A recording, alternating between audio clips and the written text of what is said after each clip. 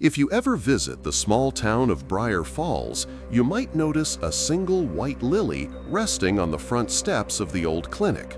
Locals leave it there every October. No plaque, no name, just that single flower. It's a quiet tribute to a woman everyone loved, and to the night she disappeared without a trace. Her name was Emily Carter, and when she went missing, Briar Falls lost more than just a nurse. They lost their sense of safety. On October 14th, the air smelled like rain and pine needles. Emily locked up the clinic just after 7 in the evening.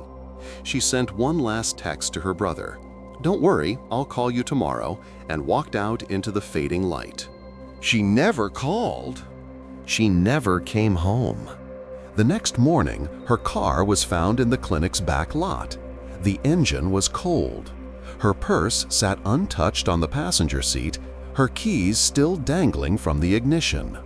There were no signs of a struggle, no footprints, no fingerprints, nothing.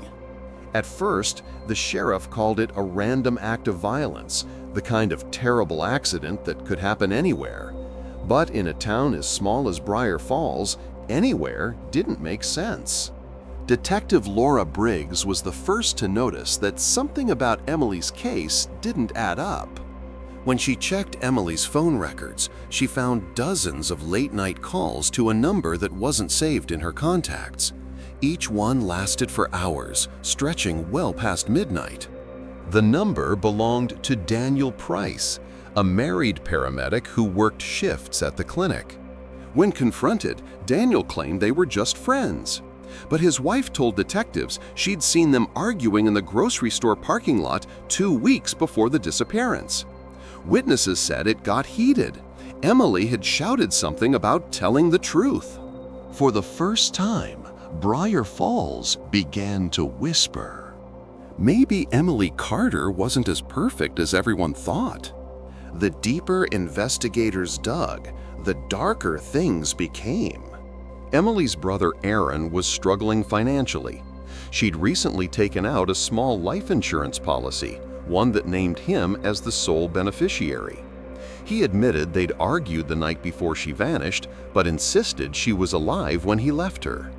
Detective Briggs couldn't shake the feeling she was missing something.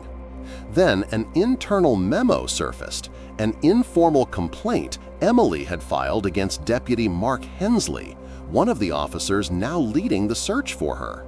The report described unwanted attention, late-night calls, uninvited visits, and comments that made her deeply uncomfortable. But the complaint had never gone past the clerk's desk. When asked about it, Hensley laughed. "She probably just misread me," he said. But phone tower data showed his patrol car circling the clinic twice the night she disappeared. The case that once looked like random violence was now beginning to look like something far more personal.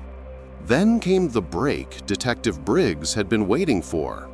A retired mailman came forward.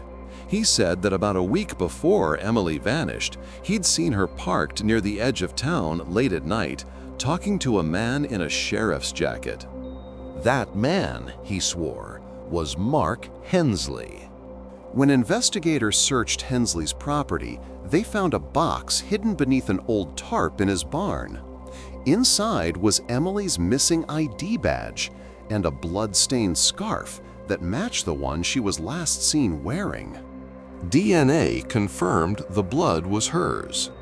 The story began to unravel fast. Hensley had become obsessed with Emily after she rejected him. He tried to scare her, to control her, and when she threatened to report him again, he snapped. Then, to divert suspicion, he planted false leads pointing toward Daniel Price and Emily's brother.